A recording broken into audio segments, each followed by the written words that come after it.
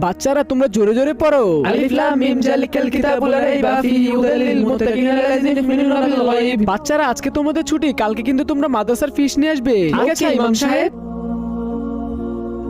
আরে আমার জুতাগুলো এত সুন্দর করে পরিষ্কার কে করলো? তারপরের দিন হাসান তুমি তোমার পড়াটা দাও। ইন্না আতাইনাকাল কাউসার ফাসাল্লি লিরাব্বিকা ওয়ানহার ইন্না শানিয়াকা হুয়াল আবতার। মাশাআল্লাহ হাসান, দেখবে একদিন তুমি অনেক বড় আলিম হতে পারবে। আরে ওইখানে এটা কি দেখি গিয়ে?